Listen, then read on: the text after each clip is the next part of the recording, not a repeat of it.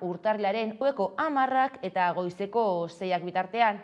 Hala ere, gogoratu informazio gehiago uneoro bizkaia.eus atarian. Bizkaia egiten.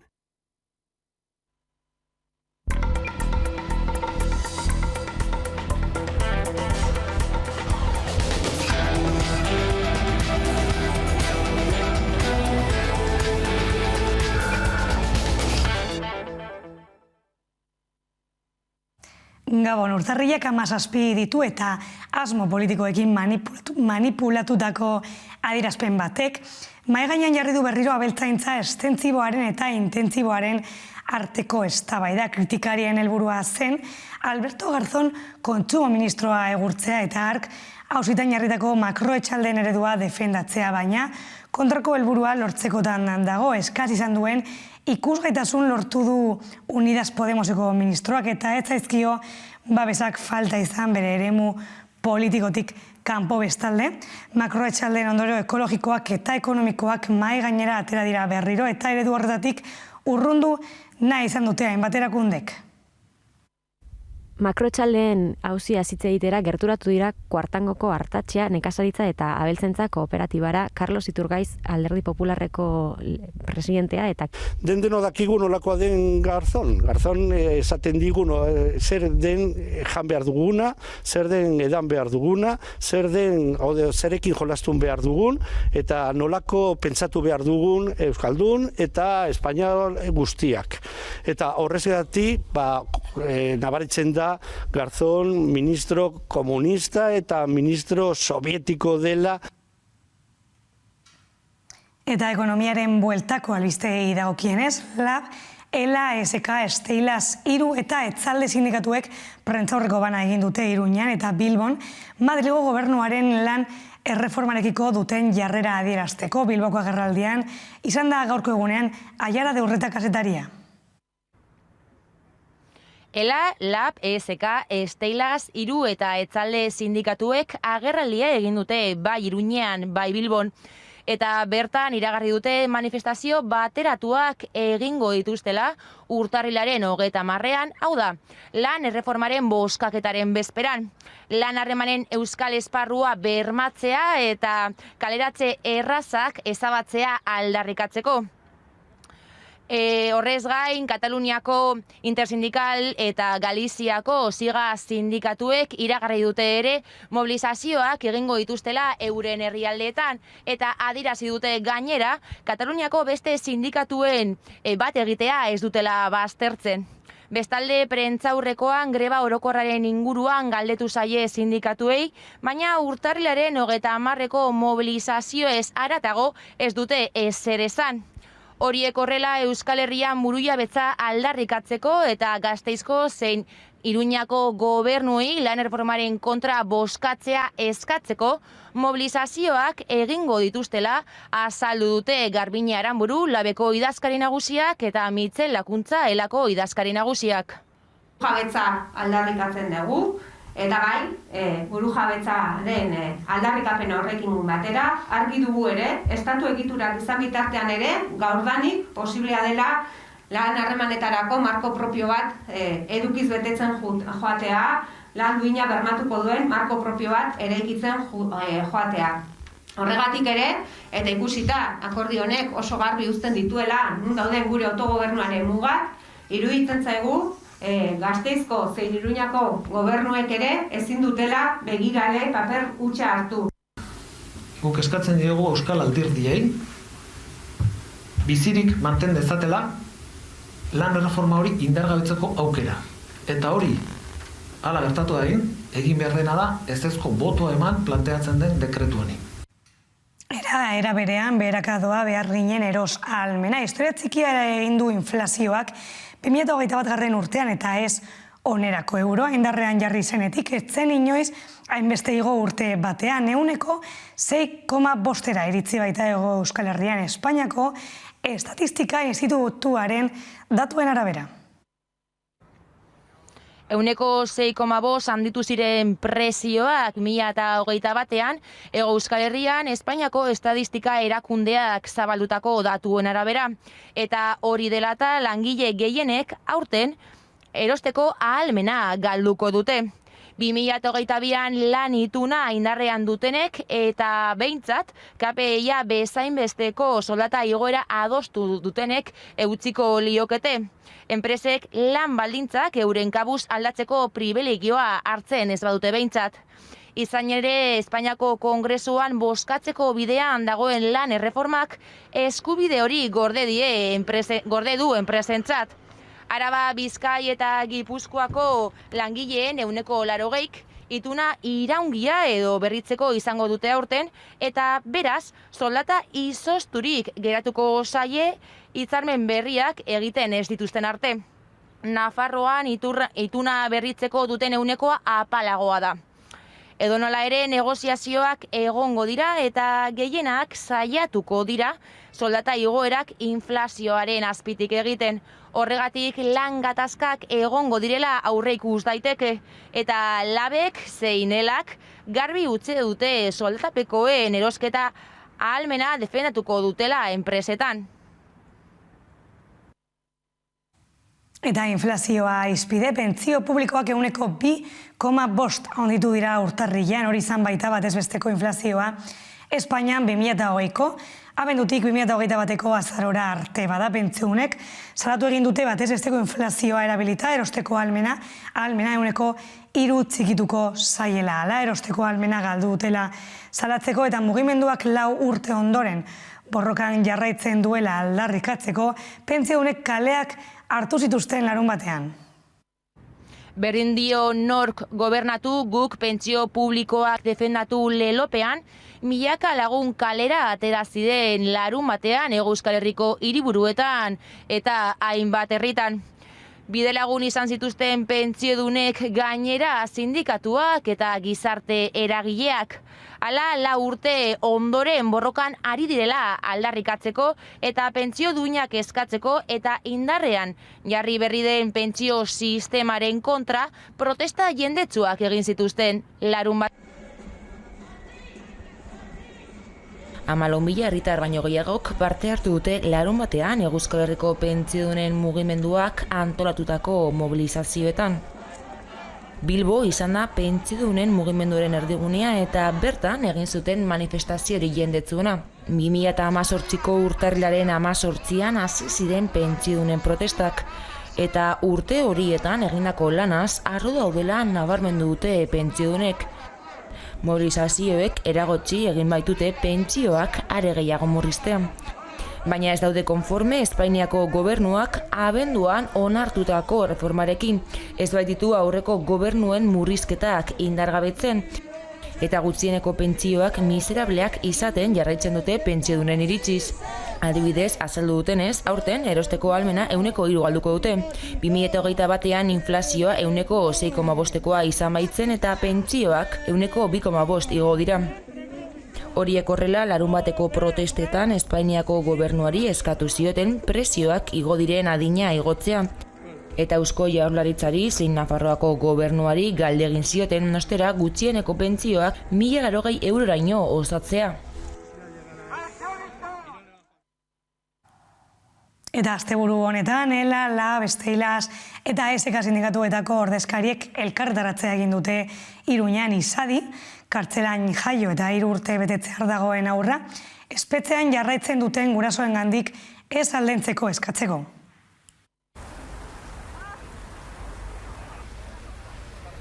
Izadik 3 urteko neska da eta 3 urte horiek beramarekin eman ditu eta orain banantzeko arriskoan dago. Gure ustez, egoera hori onartezina da eta oso argi erakusten du zein den Estatu Espainiarraren krudelkeria. 10 urte igaro dira eta bere borondatez borroka armatua utzi zuena eta hori ala izan da Espainian Estatuak mantentzea horrelako politikak argi ikusten du mendeku politika erabiltzen duela Estatu Espainiarrak. Berez esan dute aitari 3. gradua ezarriko diotela eta 2 gurasoek Euskal Herriratuak izango direla, baina momentu hauetan biak Madrilen jarraitzen dute izadirekin baterara joatzeko espetxean eta naizta aita 3. graduan ezarri edo jarri, uste dugu ez dela nahikoa eta aldarrikatzen duguna da izari bere gurasoekin egon behar dela, umeen eskubidea dela eta Maria ere kalean egon beharko zela eta hirurak elkarrekin familian. Bestetik, indar eta dotorezia handiko ekitaldi labur batekin, omen dute Txillardegi bere izena duen Antiguako plazan. Sektakeriagatik eta zentzura osoz, aitorpen ofizialik ez duen abertzalea handia. Halere, Euskaldun jendearen gogoan bizi dela, ikusi zen. Etorbide zabala da Isabel bia, Carlos lehena ez da, ez periferia, Maria Kristinak dauka bere jauregia, ta Txillardegik nundu liburutegia. Londresek hotel bat du, hori da egia, Madril etorbidea, ez da uskeria, Frantzia paseoa, Grosen arteria, ta Txillardegik nundu liburutegia. Batzuek pentsatzen zuten euskara zala dialekto bat eta beste batzuk berriz euskara etzala hizkuntza bat, hizkuntz multzo bat baizik. Alpetan hizkuntza ladindarrak bezala eta hola, ez? Eta Txillardegik esan zuen, ezetz, bakarra zela, batasuna behar zula, eta putzu hoie guztiak jakin izan zuen alde batetik identifikatzen eta bakoitzari bide bat emanez alternatibak ere eraikitzen. Ordaina da, hau dala Txillardegi plaza, baina ofizialki deitzen dala Gaskuña plaza. Nolabait, gure elkarbizitza herritar honetan irekia dagoen zauria, iaia zornatuta dagona, hori behar bezala orbaindu. Eta orbaintzeko hain zuzen ere bidea ematea herri eskaera jakin honi. Euskal Herrian euskara, nahi dugu hitz eta joa, lan eta bizi euskaraz eta hortaragoa. Eta gaurko albistegiari amaiera emateko, txotx irekiera eginda Sagardoaren bueltakoak oraindik badira izpide izan ere Sagardoak eta Sagarrak lotura handia dute musika eta dantzarekin, hor Sagar dantza. Eta dantza mota hori hobeto ezagutzeko Juan Antoni Urbeltz, antropologo eta folkloristarekin izan gara. Gozazazue bideoa eta bueltan elkarrizketa izango dugu gurean. Orain arte.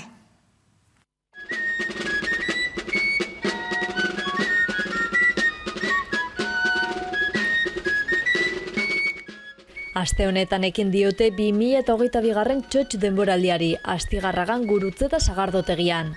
Txalapartarien deiarekin batera Sagar dantza dantzatu zuten Sagardotegiaren atarian, eta ondoren sagardogilek amak taldea soka dantzan parte hartzera gonbidatu zuten Sagardo berria dastatzeko.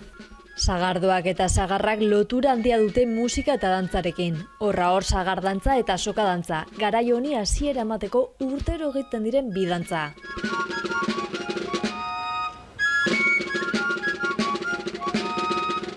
Honen inguruan xehetasun gehiago eman dizkigu Juan Antoni Urbeltz antropologo eta folkloristak.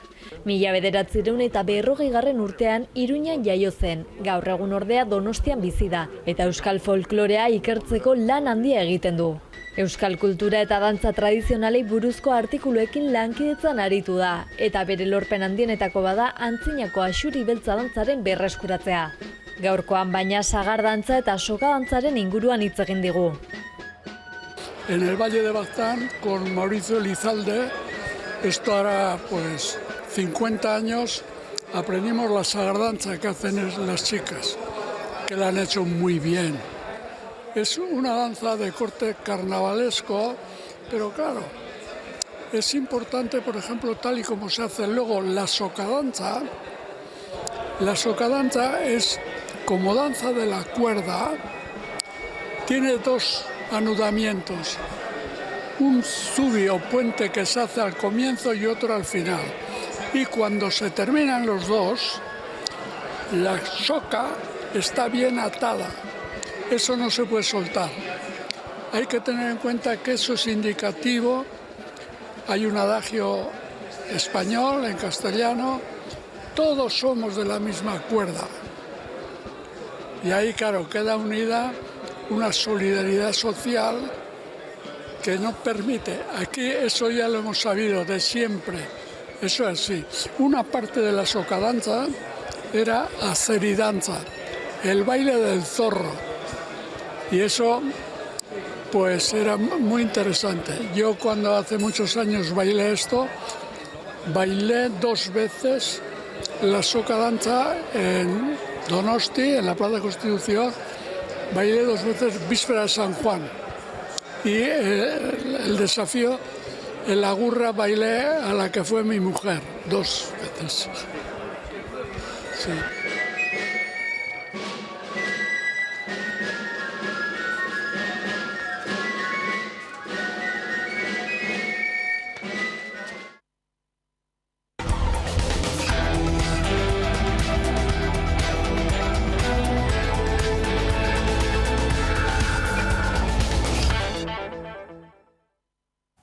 Gabon berriro bagaude elkarrizketan, eta gurekin dugu gaurko elkarrizketatu bezala, Iratxe Azkue, Lab sindikatutik, onget horri.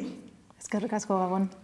KPIren igoeraren ondoren, sektore batzuk, metala adibidez besteak beste, prezioen igoera zuzenean soldatetara edo eramatea, gehienentzat bideragarria ez dela, ohartarazi ari dira edo ari da. Zuek adibidez, KPI-tik gorako soldata igoera horiek eskatzen ari zarete etengabe, ezta? Bai, beti danik, beti eskatu ditugu soldatak igoerak KPI-rekin lotuta egotea, eta oraingoan, ere, zergatik, azkenean horrek bermatzen duela langileek ez galtzea erosalmena. Eta azken hilabetetan patronal desberdinako zurduri jarri dira, eta publikoki behin eta berriro atera dira esaten, ez dela bideragarria, ezinezkoa dela, lehiakortasunarentzat oso txarra dela, baina, aipatu behar da eta gogoratu behar zaie, azken 10 urteetan, langileen soldaten pisuak 4% atzeraldia euki duela, barne produktu gordinean, eta bitartean enpresen eta patronalen desberdinen etekinak biderkatu direla. Horrek zenbakietan esan nahi du, langile batek azken 10 urteetan 6.000 euro inguru galdu dituela. Eta gero, beste alde batetik ere, gogoratu nahi dugu, nola 2020an, orduan 2021ko soldata igoerak aplikatzeko kontutan hartu zen KPI-a negatiboa izan zen, orduan ez zuten ezer esan, inkluso adostuta zeunden soldata igoeretan, adibidez KPI gehi X, saiatu dira KPI negatibo horrekin X hori neutralizatzen, eta, inork ez dio eskatu azalpenik patronalari, eta ematen du orain langileok eskatzen ari garena, eta sindikatuok eskatzen ari garena, KPI-ko igoerak, ematen du justifikatu behar dugula, edo arrazoitu behar dugula. Eta, horregatik, bai enpresetan, bai sektoretan, KPI, bai ala bai. Orain patronala aipatu egin duzu, negoziazioetan zaudete, nolako izaten ari da patronalaren jarrera? Bizkaiko Metalan edo orokorrean. Bizkaiko Metalan, bai. Bizkaiko Metalan. Bizkaiko Metalan esan behar da bakarrik egon direla 2 bilera, azkena pasaden astean. Baina, patronalaren jarrera betikoa ez dago ezer emateko prest. Beti bezala hori ikusi dugu, azken pasaden asteko bileran sindikatuen plataformak aurkeztu ziren, eta hor hasi zen hanka erakusten eta betiko diskurtsoarekin. Zuen aldarrikapenen edo artean, aberastasunaren banaketa dago, bai? Bai. Beti, Bizkaiko Metalan eta leku guztietan aberastasuna badago, enpresak dirua irabazten ari dira, ez bakarri Bizkaiko Metalan orokorrean, salbuespenen bat egon alda, baina bai dela egia dirua irabazten ari direla, baina bai dela egia ere, diru hori ez doala langileen poltsikoetara, eta adibidez lehen aipatu dudan datua hor dago. Ordun guk esaten duguna da aberastasuna banatu behar dela, eta aberastasuna banatzen da, tresna bat da negoziazio kolektiboa, adibidez, hori 18.500 langile inguru daude bakarri daukatenak Bizkaiko Metaleko hitzarmena, gero sektorean badaude 58.000 langile inguru, baina batzuk badaukate enpresetako paktuak eta hitzarmenak, baina hori 38.500 langile bakarri daukate Bizkaiko Metaleko hitzarmena, orduan soldatak igoerak beraientak izango dira, eta da modu bat aberastasuna banatzeko, eta ere enplegua sortzeko neurriak ere planteatzen ditugu, zera beste modu bat aberastasuna banatzeko, ze hor dago adibidez, hasi dira ja digitalizazioaren eta robotizazioaren prozesuak, horrek ekarriko duena izango da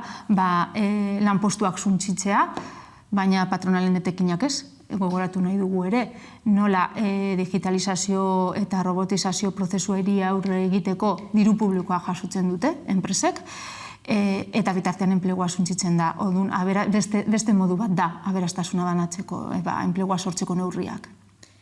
Lana duintzea ere bilatzen duzue, konta eguzu, zeintzuk dira arazoak, eta zeintzuk izango lirateke zuek proposatzen dituzuen konponbideak edo?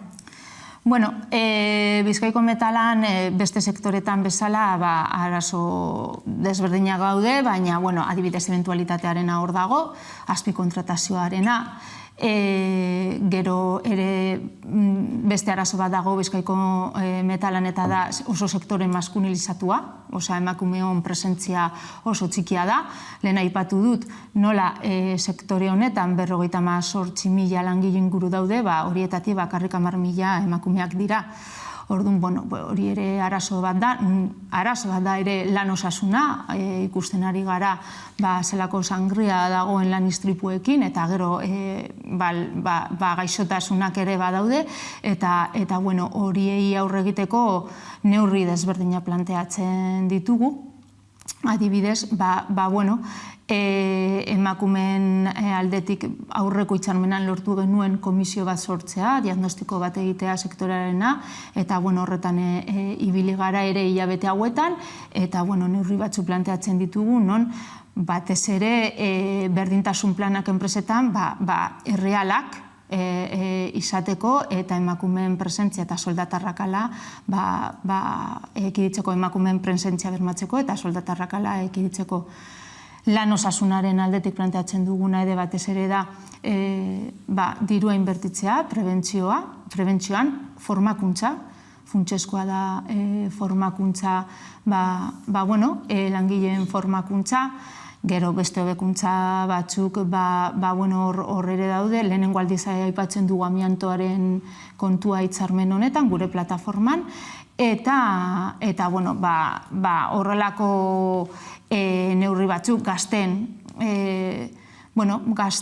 gaztek badakigu nola inkorporatzen diren lan merkatura, eta Metalan ere praktiketako kontratuekin, formakuntzako kontratuekin, oso modu prekarioan, orduan ere neurri desberdina planteatzen ditugu zentsu horretan, eta hori dira arazo batzuk sektorean, oso orokorrak direnak, ez bakarri Bizkaiko Metalan.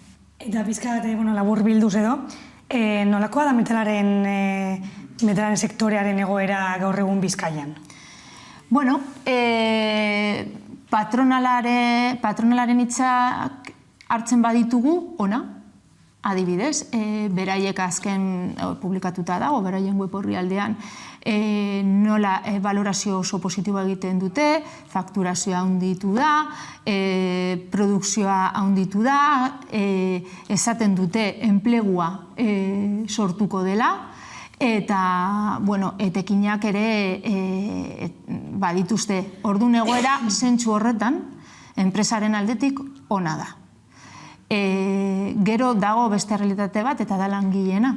Eta bai dela egia, 2019an sortu zen hitzarmenarekin aurrera pausu handiak eman zirela, ze gogoratu nahi dugu nola 2003tik ez zegoen hitzarmen bat eragin orokorrekoa, eta horrek suposatu zuen kriston aurrera pausua, baina langileen aldetik lehen aipatu den bezala ebentualitatea badago, emakumeok ez gaude metalean, gazteak modu prekarioan sartzen dira, lan osasuna, langile asko bizitza galtzen dute, eta istripu asko arlo industrialan dira, eta langileentzat egoera ez da hain ona, eta beste alde batetik ere gogoratu nahi dugu, Bizkaiko metaleko hitzarmena da Euskal Herriko garrantzitsuena, ze hori da langile gehien afektatzen duen hitzarmena, orduan zentzu horretan, sektorea ondo, langileak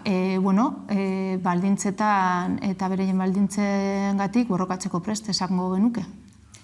Justo aipatu duzu Bizkaian lan gatazka edo borroka horiek, eta orain Bizkaiko lan gatazketan parte hartzeagatik langile batzuk inputatuak izan dira. Zehatz-mehatz urrengo astean, 25ean, metaleko 3 langile epaituko dituzte. Nola egingo diozue aurre epaiketa horri? Epaiketaren egunean mobilizazio bat dago, orain arte Bizkaiko metalean egon diren epaiketetan Bizkaiko metaleko intersindikaletik eginda deialdia, baina oraingoan pasaden astean plataforma antzeko bat sortu zen, ze ez daude bakarrik Bizkaiko metaleko langileak, PCB, Tubacex, Petronorreko langileak ere badaude inputatuak, enplegua eta lan baldintzak defendatzeagatik, orduan erabaki dute plataforma antzeko bat sortzea, sindikatu hoi eskatu ziguten atxikimendua, labek eman du bere atxikimendua, eta beraiek eman zuten agerraldian deitu zuten 25erako mobilizazio batera, eta gu mobilizazio horretan egongo gara. Eta zuen ustez horrelako jarduerek adibidez hori, epaiketak, inputazioak, etorkizunean ere jarraituko dute? Hau da, erreminda edo tresna bezala erabiliko dute sektorea pixkate ahultzeko edo? Bai. Argi daukagu, hau ez da kasualitatea, hau estrategia bat da, patronalaren estrategia bat, baina patronalak ezin du horrelako estrategia bat aurrera eraman instituzioen eta kasu honetan Eusko Jaurlaritzaren laguntza barik. Hemen, beraiek badakiten non dagoen arriskua, hemen patronalak helburu bakar bat dauka, beti eduki du, ez da ONG bat, eta bere helburua guztiena da etekina mantentzea edo biderkatzea. Horretarako langileek erabakitzen dutenean beraien enplegua eta lan baldintzak defendatzea, hori beraien helburua arriskuan jartzen da. Eta beti ikusi dugu nola Eusko Jaurlaritzak patronalaren eskutik doa, orduan zer egiten dute kriminalizatzea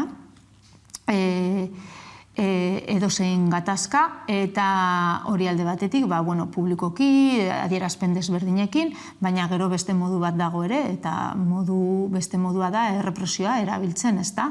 Daude inputatuak, daude epaiketak, adibidez 25eko 3 langileak 2 urteko eta 3 urteko kartzel zigorra daukate, hor eskaerak hor daude, eta, klaro, hori gogorra da, zure enplegua eta zure lan baldintza defendatzeagatik, kartzelara joan altzara, eta gogorra da, eta gero ez hori bakarrik, gero isun ekonomikoak itzelak izan dira. Hori ezin ditugu zenbatu, gatazka desberdinetan zenbat izan diren, baina egunero eta egunero heltzen ari dira. Isunak, adibidez Tubacexen kasuan, PCB-en kasuan, Bizkaiko metalen kasuak urte bat pasat eta gero jarraitzen zuten, isunak heltzen. Orduan jarraituko arrisku bat gara, beraientzat. Zuge bat duzu bueno, gutxi gora bera nolakoa izaten ari den Eusko Jaurlaritzaren jarrera barkatu. Zuek, zer eskatzen diozue? Bueno, alde batetik gogoratu nahi dugu eta, bueno, mundu guztiak ikusi du nola gatazka guzti hauetan Eusko Jaurlaritzaren lehenengo interbentzioa izan da ertzaintza bidaltzea, langilea jipoitzera, atxilotzera eta gero salatzera. Adibidez, bai Bizkaiko Metalan eta egon diren gatazka guztietan Eusko Jaurlaritzari behin eta berriro esan zaio hori ez dela bidea. Eusko Jaurlaritzak egin behar duena gure ustez da saiatzea mai negoziazioetan indarrak orekatutak egotea, hau da, bai hitzarmen bat negoziatzen denean edo bai kaleraketak daudenean, langileak ez dira jesartzen mai batean patronalarekin, ez dakit nola esan, berdintasun, ez daude berdinak, posizioa ez da berdinak. Patronalak dauka legea bere alde, kaleraketa daudenean mehatxu hori hor dago, kaleraketak egiten dira, hor dago Tubacex, hor dago PCB, mila adibide daude, eta orduan ze negoziazio mota egon alda horrelako mai batean non patronalak legea bere alde duen eta gainera gero protestatzen badute Eusko Jaurlaritzak egiten duen lehenengo gauza da ertzaintza bidaltzea protesta horiek erreprimitzera. Hori lehenengo gauza egin beharko lukeen lehenengo gauza da hori saiatzea, behintzat oreka hori egotea, ze beti beraien adierazpen publikoetan esaten dutena da negoziatu eta negoziatu, baina baldintzak badaude negoziatzeko zuetani, baldintzan berdinetan gaude, eta hori ez da egiten. Eta gero oso lotsagarria da ere, ikusita nola azken gatazketan eta hitz egiten ari gara PCB eta Tubacexen gatazketan nola sententzia bat egonda langileei arrazoia ematen, inkluso horietan inolako lotsabarik patronalaren aldetik lerrokatu dira, bai, antza sententziak daude betetzeko langilea galtzen edo errespetatzeko langileek galtzen dutenean sententzia horiek, baina irabazten dutenean ez. Eta gero beste kontu bat oso garrantzitsua dena da, ematen den diru publikoa ezin da eman txeke zuri bat bezala izango balitz. Osea, diru publikoa denon dirua erabiltzen bada, enpresei emateko, behintzat kontrapartida batzuk eman behar dira. Eta gutxieneko eskaera bada, lanpostuak mantentzea. Eta hori ez dute egiten. Orduan, gehiago izan aldira, baina horiek behintzat minimoak. Eta amaitzeko iratze etorkizunera begira, baikorrak zarete hitzarmenari dagokionez? Hau da, laster etorriko da akordio bat edo? Bueno,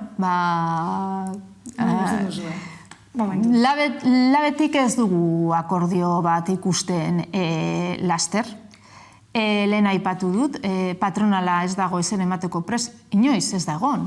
Osea, lehen aipatu dut, mailan daukate beraiek dena bere alde, eroso daude, bilerak oso goiz da esateko, baina, eskema beti izan da berdina. Eroso daude mailan, bilera daude, eskatzen dugu, ezetz esaten dute, orduan, mailan eroso daude, legea daukate bere alde, orduan, zentsu horretan seguruenez, luzerako joango da. Bai dela egia, aurreko hitzarmena sinatu eta gero sektorea aktibatu zen, ez bakarrik sektorea, baizik eta guk esango genuke lan gatazka bat, herri gatazka bat bihurtu zela, eta bai dela egia, labetik apostu hori egiten dugula berriro, ez dugu uste emango digutenik ezer. Hor dago KPI-ren kontua, hori ez da bakarri Bizkaiko Metalaren kontu bat, patronal guztien kontu bat da, oso gatazkatsua izango dira negoziazio kolektiboak aurten, behintzat labetik horrela ikusten dugu, eta ikusi beharko dugu, baina, esperientzia daukagu, eta langilek enpoderatuta daude, eta bueno, gu aberastasuna banatzera goaz, enplegua sortzera goaz, prekarizazioari aurre egitera goaz, emakumeon presentzia bermatzera goaz Bizkaiko Metalan, eta aldarrikapen askoz gehiago daude, gure plataforma aurkeztuta dago, eta aurrengo egunetan gure afiliazioari zabalduko diogu, eta ikusiko dugu, baina ez dugu, esan behar da, laben helburua ez dela akordioa. Laben helburua da akordio on bat. Desberdintasun handia dago. Akordioak helburua izan behar dira, labentzat akordio onak dira helburua, ez akordio bat. Eta hori garrantzitsua da azpimarratzea. Horrekin geratzen gara, mila esker gurekin tarte hau banatzeak, konpartitzagatik edo. Bale, zuei, mila esker. Eta zuek ez mugitu, jarraian saioa Alkaiza bertsolariaren inguruko bideo bat ikusiko duzue, eta bueltan sorazaldia izango dugu gurean, orain arte. Pentsatzen dut sorkuntza gustoko duen pertsona bat naizela, jakin minan dudala, eta buelta horretan bertsolaritzan murgildu nintzen orain dela urte dexente, eta gustu bertsolaria naizela, baina beste gauza asko ere orduan kostatzen ze, gauzetan sorkuntzan edo aritzen den pertsona bat. Honi oso kontena nire buruarekin txapelketa honetan. Nire helburua zen hasiera batean eta txapelketa hasi aurretik erakusten nola egiten nuen bertso. Eta nik nabaritzen nuen ongeri nintzela, asko landu dut, bai taldean bai bakarka, eta pixka izpi batzuk ikus zitezen edo nolabaiteko oporintza ze bertxokera mota egin nahi nuen. Hori ikuserazte ez nekien lortuko tenuen, baina ikuste dira nola egiten nuen bertxotan. Hori izan zen hasierako helburua, eta iruditzen zait oroar igual aurrekanpora finalaren aurreko saioan, final aurrekoan egon nintzen agian urdurien, hor neukalako nervio gehiago edo, sartuko nintzen finalera. Hor agian gehiago kostatu zitzaidan, pentsatzut urduriago ibili nintzela, baina oroar uste lortu dela erakustea, eta txapela zorionez ere etorri da, eta horren erakusgarri bada. Kostatu zitzaidan dexente ikustea aukerak nozkala, bai nabaritzen nuela ongi kantatzen ari nintzela, eta erakusten ari nintzela zer egin nezakeen, edo egin nezaken hortatik gertunen bilela, beti akatsa daude, beti daude hobetuko zenituzken bertso batzuk, borobiltzeko gauzak. Ikusten ongi ari nintzela, baina gero uste dut oso zaila holtzan zaudenen, bestena erdizka hitzen duzu, ez duzu kaso bai, baina ez eguneko egun, ez duzu jarraipen zorrotz bat egiten. Orduan niuken autopertzepzioa, baina bestena erdizka. Banekien ongeri nintzela, bai pentsatzen nuen Euskal Herrikora pasatuko nintzela, eta momentu batean pentsatzen hasi nintzen agian buruzburukora. Handik aurrera txapela ez nuen buruzburuko izan zenean nahiko nekatuta nintzen, ze luzea da, eta bai, nekatuta nintzen, eta hor gehiago pentsatu nuen izan zen, txar-txarrenean Nafarroko bigarren. Eta horrekin konten nengon, eta uste dut handikan abiatuta, diferentea dela, txapela lortza bila zoazenean edo bila joan gabe tortzen denean. Uste dut bideak beste esperientzia batzuk emate izkizula, eta gozagarria dela hola lortzea txapel bat. Bai, nahiko argenukan gaina zalantza izan nuen nolabait txekoak aipatu edo lagunak edo gertuko jendea izen eta bizen pixkat nola azkenean bertsolariak ez du bakarrik egiten bidea, zeintza pila behar du, insoportable egoten txapelketa garaietan, nahiko gauza intensoa guretzako, gure bizitza, publiko aurrean esposizio handia duzu, eta batzuta ez da erraza, eta pentsatu nuen txekoi, eta gero pentsatu nuen bai, baina, zeharka ere, bai lagunak eta bai etxekoa, baina dena zeharka mezu politikoa bidalen edo, eta argi neukan langile auzoei nahi niela eskaini, nolabait, euskerari eta batzuk inguru ez euskaldun dituten gure ingurune honi, azkenan guk gaur egun ikusarazin nahi nuen normaltasun osoz bizi garela gaur egun gazte eta ezein gazte, baina denetik eta Iruñerria dela toki bat exotismori gabea euskaraz bizi dena. Eta gure jardun normala euskaraz gertatzen dena, eta hori nahi nun ikusaraz eta horren aldeko borroka egin zuten, lehenengo euskaltzale horiei, gure gurasoi, nolabaiteko haintza egin edo alako, ez dakit, goratu edo. Eta bestetik LGTBIQ+ mugimendua neukan presente, iruditzen zait, lehen esaten una, seguntaz identitatetik espazioan munduan egotea ez dela gauza bera, eta beti bazterrean geratzen dira batzuk, eta beste batzuk erdigunean. Eta, naik ego torritzaian hori nahi nola ipatu, lagunak ere hor zeuden, banekien haientzako ere bazen, eta banekien horrek batuko gintuela, eta pixkat hori. Eta gero, mundua bazterretik begiratzea. Bazterretik begiratzea jakinda gu bazterra garela eta beste batzuetan hegemonia eta boterearen intersekzio horretan garela nor. Beste batzuetan privilegiatu gara, zuri kapital kultural handiko eta beste paperdun eta beste mila gauzetan. Pixkat hori jakinda beste bazter batzuei ere begiratu nien eta okurritu zutea momentuan, eta gero momentuen ez dakit, gero bai hori hartzun handia izan zoio. Momentuan nik ez nekien ze pasako zen, okurritu zuzezkean bi gauz, hori botako dut. Besarkada bat langile auzoetako aldera, erdaldunen seme alabok hor ikasi dugu euskera, eta mundu bat da jaso duguna horrekin batera, euskerak behar du ofiziala, lesakatik kaskantera, eta orain musu handi bat iraultza den gorputzera, ez bitarra, kuirra, transa, marika eta boiera. Ez bitarra, kuirra, transa, marika eta boiera, mundua ederragoa da hurbilduz bazterrera.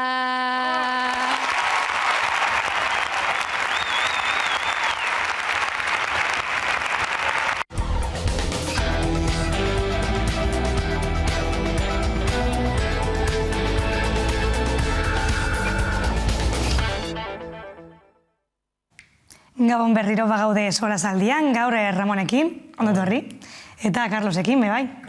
Eta ondo ikusten bauzue, lehenengo gaia jorratuko dugu jarraian, izan ere 4 urte bete ditu Euskal Herriko pentsiodunen mugimenduak. Ospakizunetatik urrun, larun bat honetan kalera atera dira manifestazio jendetsu batean berriro ere, pentsio publikoak eta duinak aldarrikatzeko. Entzun dezagun.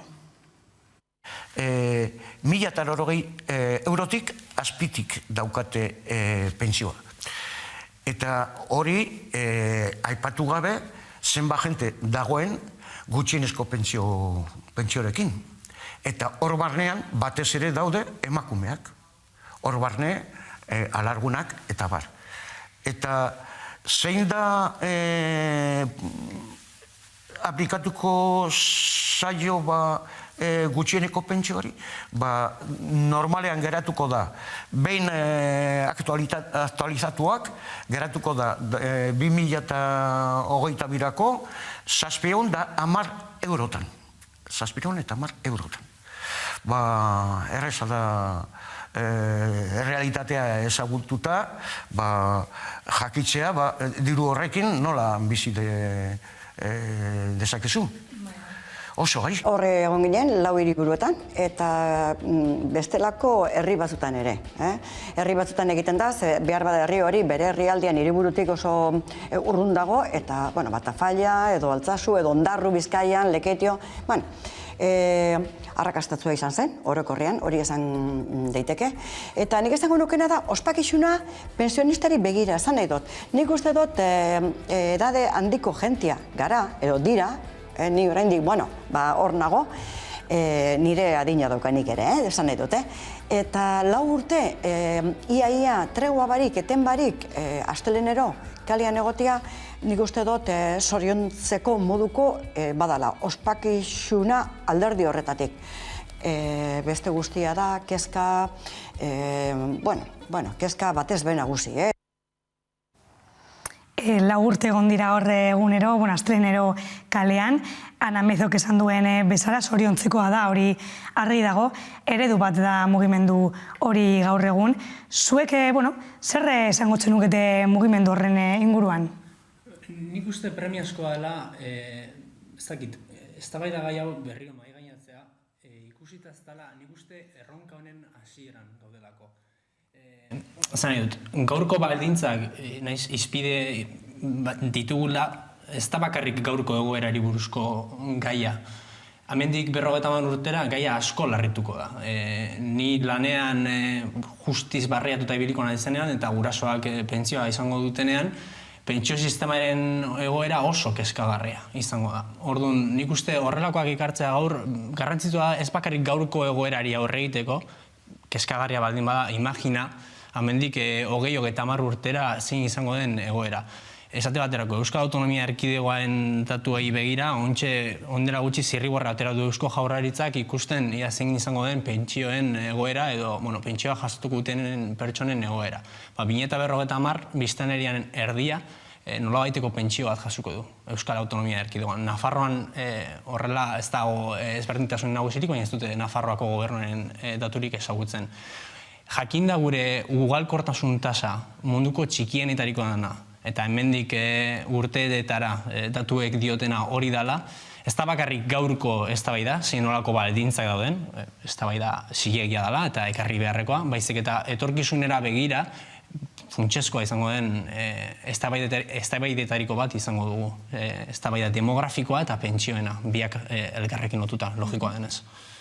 Noski hitz egin behar dugula sistemaren inguruan, hitz egiteko segurazki lehenengo eta behin eskumenak erabakitze eskubidea hemen egon behar da, ze bestela hitz egin dezakegu, baina sistema bera Espainiatik ezartzen da gutxi daukagu egiteko, baina uste dute konpondu behar dugula gara egungo egoera, eta egoera mota malgarria da eta niretzako lotxagarria da.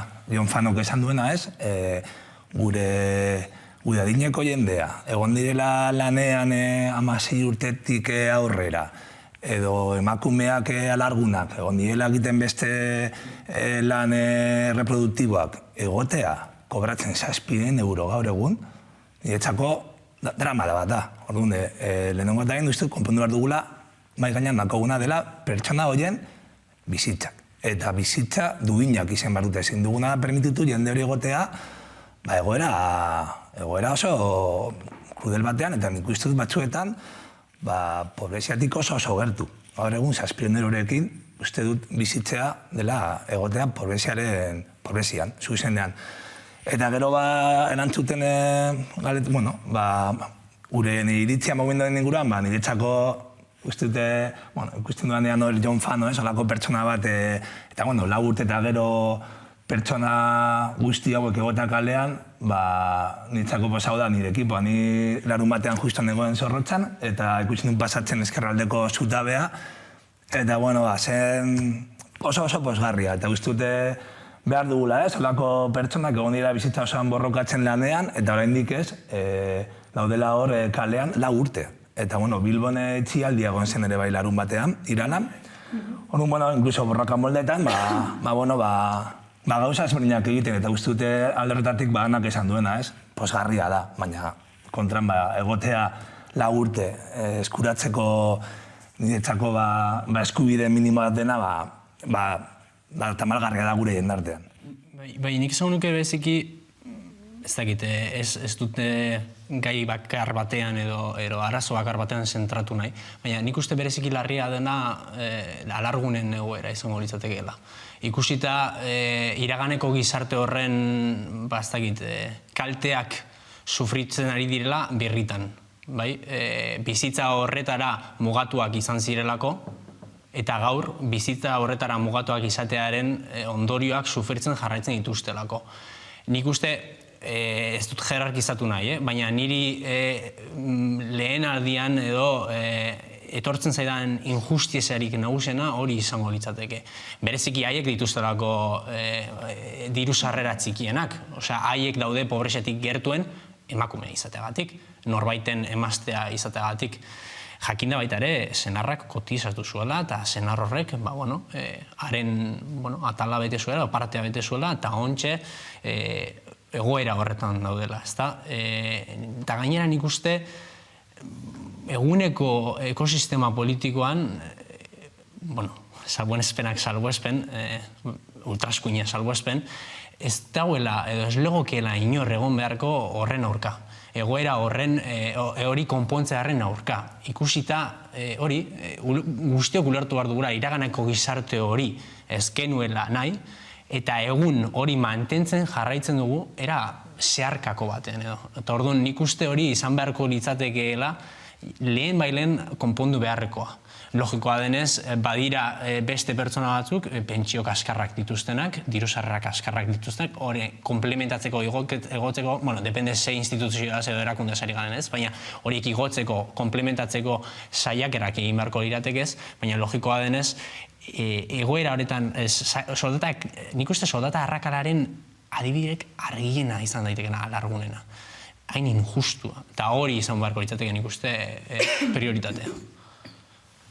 Horrekin ados?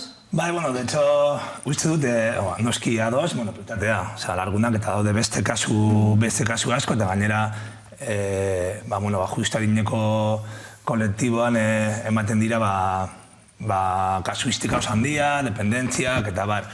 Eta nik uste dut gainera, adineko pertsonak zaintzen ez duen estatu bat edo sistematek, ez da sistema duina, ez dakite nola zen, baina da gure bete behar zaintzea kolektiboari, egon dira lanean, egon dira herri hau eraikitzen, baina gezurra da, haiek ekoizte dute, aberastasuna sortu dute herri honetan. Horren ezin duguna esan da ez dagoela dirurik, jende hori bizitzeko moduin batean. Nitzako, hor ez dago eztabaidarik, eta nik sartzen garen ere sistemaren ingurua hitz egitera, kokatzen dugunean sistemaren sostengarria horrela, nitzako hor ez dago eztabaida, non daude prioritateak. Dirua badago, inbertsioak egiten dira. Kontua da non egin ditugu inbertsioak. Gure herrian badago dirua. Kontua da, lehentasunak bestelakoak dira, eta ez dira basaintzea gure adineko pertsona, hori txarrez.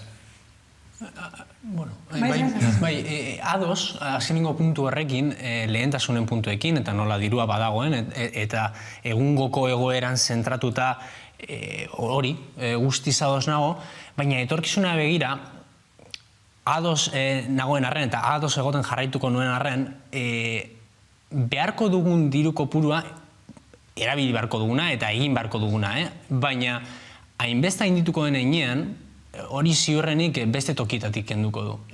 Gustuko ditugunak edo ez ditugunak gustuko, baina diru mordoa beharko dugu. Orduan, horregatik nioen lehen ez dakite sarrera hortan, ez dala bakarrik egungoko eztabaida. Bai, egun finkatu beharko genituzke etorkizuneko zoru etikoaz mintzatu dezakegulako, gaitezkelako, ez da? Azken finean, diru sarrera minimo bat izatea adin batera helduta nik uste etikoa bihurtu daitekela, baina baita ere nola helduko garen zenbaki horietara, ez da? Orduan, bai gaurkoan agian hori, izpi esan dezakegu hori gaurko egoera hobetu beharko dugula, baina etorkizunera begira nonbaitetik dirua egon badago ados, baina nonbaitetik kendu, nonbaitetik sartu eta eztabaida hori izan beharko dugu, noizbait.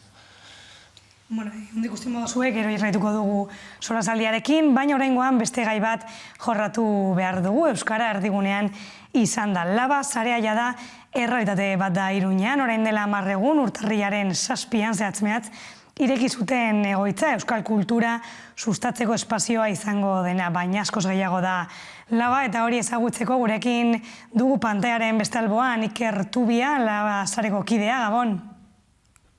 Kaixo, Gabon. Ikerrasteko sorionak, da teak ireki egin dituzue, eta, konta eguzu zer nolako harrera izan duzue, eta zuek kideak nola ari zarete bizitzen? Guretzat pozgarria ez, ia 2 urteko lana izan du da, eta azkenean irekitzea, beti pozgarri ez. Eta harrera, ona izan du, aste bete daramagu, oraindik zenbakirik ez dakigu, ez dugu eskuartean, baina, etengabe etorri da jendea, lekua ezagutzera, eta, ikuste dut nahi genuen girotxo hori behintzat sortzen ari dela oraingoz kafetegian. Esan duzue behin baino gehiagotan Euskara ez dela helburua, baizik eta bitartekoa dela, ezta? Zer esan nahi duzue horrekin? Iruñen nahiko ohitua gaude Euskararen aldeko defentsa hortan ibiltzera, Euskararen aldeko militantzia horretan, eta hori beharrezkoa da. dugu atzen du Nafarroa gehienean euskara ez dela ofiziala, ez? Baina, eta bueno, bestelako gauzak ere egin behar dira, baina bai ikusten genuen beharrezkoa zela ere karga hori kentzea, eta jende askok behar dituela espazioak euskaraz bizitzeko, natural, eta ez euskararen alde, baizik eta, euskaraz, zein gauza egiteko, baina euskaraz. Eta konta eguzu zer nolako ekintzak edo ekimenak antolatuko dituzue? Gure asmoa da kulturgune bate izatea, besteak beste, eta orduan, oraindik ez dugu programazioa publiko egin, baina asmoa da denetariko kultura adierazpeideek tokia izatea gure lokal horretan, beti ere, ikusita zeintzuk diren mugak eta zein den lokalaren zeintzuk diren ezaugarriak, eta beraz hor, denetarik ez, espero dugu kontzertuak izatea, edo hitzaldiak, liburu aurkezpenak, antzerkia ere egin liteke, formato txikian, denetarik espero dugu. Iker, zuen esanetan topagune, gozagune, sorgune, hitz horiekin guztiekin defini genezakela, baina zer da zuretzat, Iker? Niretza da proiektu kolektibo bat sortu dena jende nahiko diferentearen artean, euskarak batu gaitu, euskaraz aritzeko hori, eta kezka oso diferentetatik, ez? Batzuk militantziatik heldu dira, beste batzuk kulturaren alorretik, beste batzuk ez bat ez beste, eta orduan niretzat hori da importantena, ez? Topagune hori, eta belaunaldi berri batek hartzen duela lekukoa edo behintzat hartzen duela iniziatiba euskaraz zerbait sortzeko Iruñean. Eta hortik aurrera, espero dugu erakargarri izatea toki hau, igual orain arte euskarara inbeste hurbildu ez den jende horrendako, baita ere euskararen bueltan dabilen mundu guztiaren dako, eta Gazteluko plazan egon da, pentsatzen dugu ere izanen dela leiho bat, euskararen mundutik erabat aparte bizien jende horrek ere ikusgaitzan, eta baita ere, kanpotik helduen jendeak, ikuste ezan Iruña ere badela euskara, Iruñan ere bizigarrela euskara. Iker, eta zergatik Laba izena? Hor, izan genuen, prozesu luzea, ideia diferenteak izan genituen, argi genuen, genuela izen bat ez dena lotzen euskararen munduarekin, edo euskararen munduari atxikitzen dizkiogun gauza horiei ez, eta orduan bai bilatu genuela zerbait neutroa, zentzu horretan, eta baita ere hizkuntza guztietan ulergarria eta erabiltzen ere erreza, ez? Laba beste hizkuntza batzuetan antzeko ere esaten da, eta, badu ere lotura, ez? Laborategiarekin, eta pixka bat ere gure ideiarekin, ez? Azkenean, iduritzen zaigu, bazela momentua, zentroan ikusgai egiteko gure buruak, eta hori ere gertatzen da, ez? Sumendiekin, bapatean barnetik ateratzen da laba guzti hori, eta barreiatzen da alduen toki guztietatik barrena, ez? Eta hori da gure helburua, Gazteluko plazatik, edo Gazteluko plazan lehertu, baina Iruña guztira, Iruñerri guztira zabaltzea. Eta maitzeko, Iker, zuk esan duzu Laba sare irekia da. Zer nolako mezua helaraziko zenuke Nafarroko jendea Laba sarera hurbiltzen animatzeko?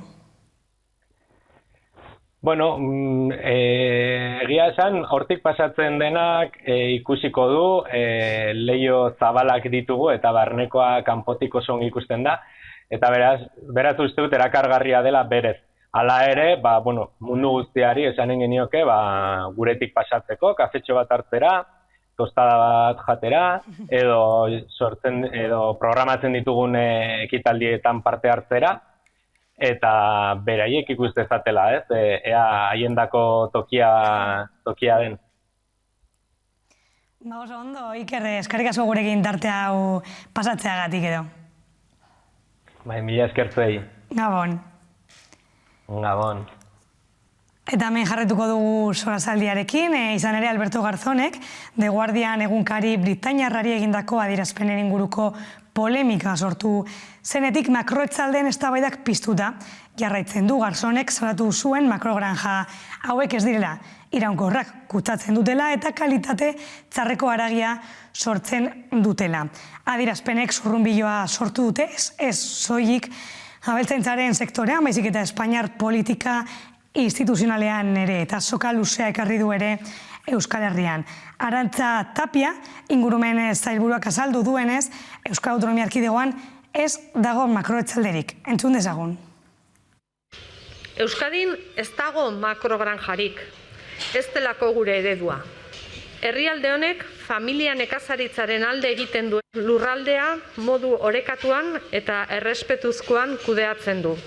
Eta gure nekazaritza ondarearen aberastasuna kontserbatu eta hobetzeko, gure paisaia moldatzeko eta gure natura ingurunea babesteko arduraduna da. Euskal Autonomia Erkidegoan ez, baina bai ordea Nafarroan, Kaparroson, zehatz mehatz Europako handiena da gainera. Joserra Zenar kazetariak ondorioak aztertu ditu. Gauza zer da? Gauza da hori 2020an izan zela, baina bitartean enpresa joan dela baimenea ez izanagatik, oraindik ez izanagatik, esne behi kopurua handitzen eta instalazioak horren arabera handitzen ere ez. Beste ez edozein sektoretan halako jarrera bat gogor zigortua izango zen, baina kasu honetan ez da hori gertatu. Eta enpresa hau baliatu da neurri handi batean legearen zirrikitu ez eta legearen gobernuaren esku hartzea, baina era berean gobernuak uzten dion limpo moduko horretaz, beraiek praktikan aurrera egin ahal izateko eta euren borondatea gauzatzeko, ez? Afera honen inguruko polemikak edo apatean estanda egin du. Zer iruditzen zaizue sortu den polemika guztia? Nik uste askotan, banegoen soazkiekin komentatzen sartu baina Alderdi Popularraren orokorrean jokabidea, lehenik eta bain testu inguruan kokatzeko Gaztela eta Leongo hauteskundeen atarian gaude. Bigarrenez, hauteskunde horretara aurkezten da esketzak gustuko dituzten bi alderdirik nagusienak. Ultraeskuina eta Alderdi Popularra, ez dakite bertan kokatu ezakagunik, baina baita ez da. Hortaz, kutsatu gara gu hemen baita ere, ez dakite ikusteko aukera izan duzuen, gaurko Iturgaizen esketza, baina baita ere ikustekoa da, benetan. Baina nik uste polemika artifiziala dela.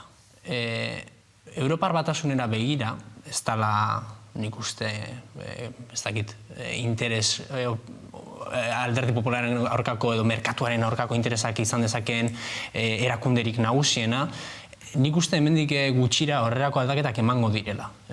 Bai inguru giro zein aldaketa klimatikoen arrazoengatik eta bai Farm to Fork estrategiaren baitan hori badagoelako sartuta. Europar Batasunan ekoizten diren produktuak ekoitzi beharko direlako hemendik gutxira era jasangarri baten. Orduan, polemika artifiziala da. Abertzainak azken finean, Garzonek esandakoarekin ados daude. Bestelako eredua, eredu industriala darako. Ez dela abertzainen eredua. Orduan, zer sortu honek? Aitzaki bat, zizaina sartzeko aitzaki bat. Estatu mailan eta justo Gaztela eta Leonen dagoelako hori. Hauteskunde garaia dalako. Gurera ekarrita, zer ekarri barko genuke interesgarria dela granja hauen eztabaida mahai gaineratzea. Izan ere, bi eredu dituzugulako Euskal Herrian bertan. Batetik, Euskal Autonomia Erkidegoaren eredua Bloombergen ateratzen irailean eredutzat. Daudelako kooperatiba ereduan sortuta, Urduñako kasu bat erakusten zuten, Herrigoitiko beste kasu bat, eta hau Europa mailan eredugarria da, Europa mailak zehaztutako helburu horiek betetzeko bidean daudelako ja. eta, bueno, abeltzen eredu lokalak dira, kooperatibak, 9 langilerekin, herrikoiak, tira. Eta bestaldean, hegoalden baita ere, Nafarroan badukogu Kaparrasoko, salbuespena, eskerrak salbuespena dela, baina salbuespen hori. Orduan, herri bezala, nik uste garrantzitsua dela hori ekartzea eta bide hori zehaztea. Nik uste adostasun maila daiko desentea egon daitekeela, baina,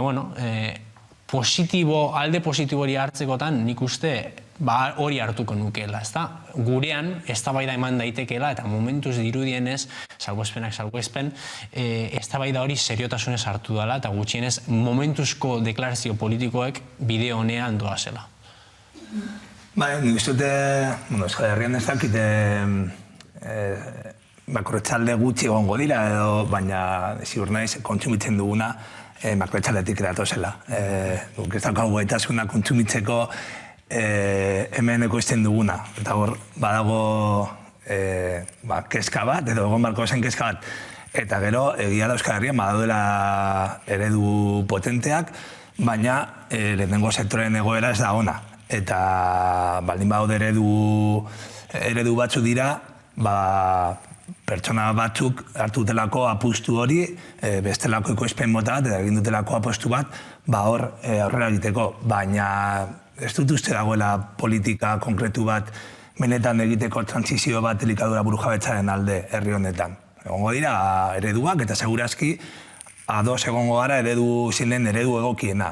Baina ez dago estrategia bat edo ez dago politika publiko bat benetan hori sustatzeko. Eta hori ere bai nahiko kezkagarria da. Eta gero polemikarekin ados naiz botarenarekin, uste dute daudela beste elementu batzuk, hauteskundeak eta horrela. Eta ez dut nahiko beldurgarria dela gaur egun nola politikan zenolako pisua izan daiteke komunikazio marketing estrategia horiek, ez? Osea, hartzea adierazpen batzu, pasatu ziela sin más, moldatzea, sortzeko bulo bat, gainera gezur bat, mundu guztia dagoenean ados Garzonek plantatutako ereduarekin, berak ez zuen inoiz esan kale, ez zuen itxegin haragin gaitateren inguruan, eta hor sortzen da bulo bat, sortzen dira lelo batzuk, nola da, abeltzentza edo komunismoa, ezakite, bueno, nahiko... Ganadería menos comunismo. Bai, nahiko sorprende. Baina baita ere, nahiko sorprende dela, nola gobernuan ez, bere, nola erabakitzen du zoek, Pedro Sánchez bintzat, moztu beharrean buloa, ez dakit, atzan egongo dialkulari politikoa edo esatea, ni kontra, da bulo bat, baina nire kontran dago, nahiago dute kontran egotea, eta ez, hor ere badago estrategia komunikatibo bat, edo segurazki egongo dela, ondorio zer irabazite zer galdu, eta horrek ere ematen du beldurra, gaur egun politika mugitzen dela termino horietan. Eta ez da salbuespen izan, Arragiarekin, hain zuzen ere, izan zen beste, Txuletoiarekin, parreak egon zirela baita erroren inguruan, eta baita ere egon zela kanpaina politikoa, hauteskundeak ez zirela, baina kanpaina politikoa egon bazen, eta Alberto Gaezon, berak esandakoak bukatu zituen Pedro Sánchezek baita ere hango aldian, ez da? Ez da, nik ez dut ulertzen, ez egin den joku politikoa, eta zenolako ez naz aditua, ez naz politologa, ez dute zientzia politikoak ikasi, baina, tira, ez dut ulertzen nola jendearen, ez da, boska aldatuko luken, makroetxaldeen aurka egotea Espainiako kontsumo ministroa. Eta zergatik haren presidentea bere gobernuan dagoena eta, ez dakit, nola baiteko lankidetza izan beharko dute, astero ikusten dute elkar, eta zinez zeri zaitezke pertsona batekin bai baten astero bera kritikatzen baduzu edo bere hitzak gaitzizten badituzu ateratzen den bakoitzean, gisa joa gutxitan ateratzen da telebistan eta ateratzen den bakoitzean bronka botatzen dio. Ez dakit, Sánchez da zaparte hori, eta zuk aipatutako besterekin eta gurera etorriz baita ere, nik uste oso puntu hona atera duzula, ezaten guk ekoitzitakoa bai, baina guk kontsumitakoaz markatu. Egia da, ziurrenik Euskaldunok Amazonian egoten den deforestazioari meseda handia egiten diogu. mesede kakotxoan artean, edo komatxoan artean, baina ziurrenik guk kontsumitzen dugun haragiaren zati handi bat, bertatik etorriko da, edo ez dakit Espainiako makobertxaretetik, edo Kaparrosoko esnea edango dugu, ziurrenik, orduan, bai, ez dakit Euskal Herriak posible liteke burujabetzarako gaitasunik duen elikadura alorrean, elikadura eta energia beti denik izan dira gure dependentzia handian itereko ez dakit, alorrak, baina, bueno, gutxienez, guk kontsumizetako euneko handi bat, bueno, jasangarritasun kriterio horien baitan egon barko litzatek eta politika publikoak noski, jakina denez, hortara bideratuta egon barko liratekez. Baina eske, Nafarroaren kasuan, eske ez da kontsumoarena begiratzen, ja gaude produkzioaren edo ekoizpenaren atalean, txarto, beste maila baten.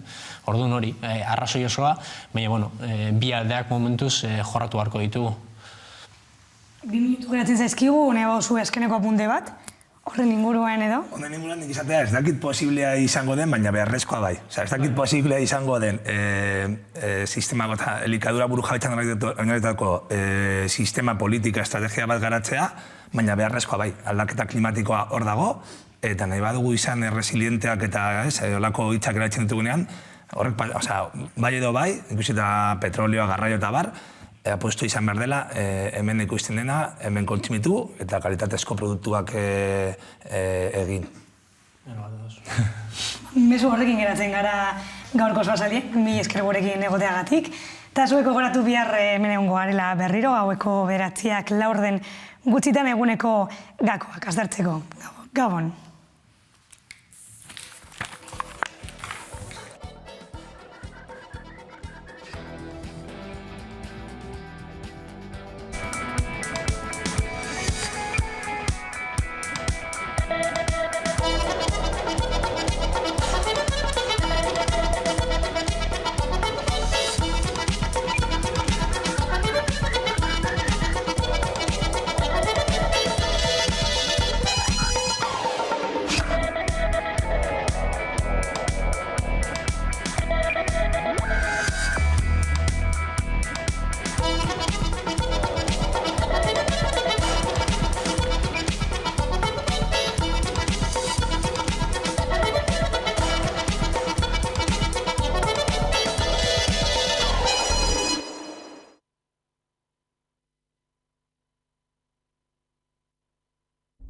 Hamaikak aukerak eskaintzen ditu.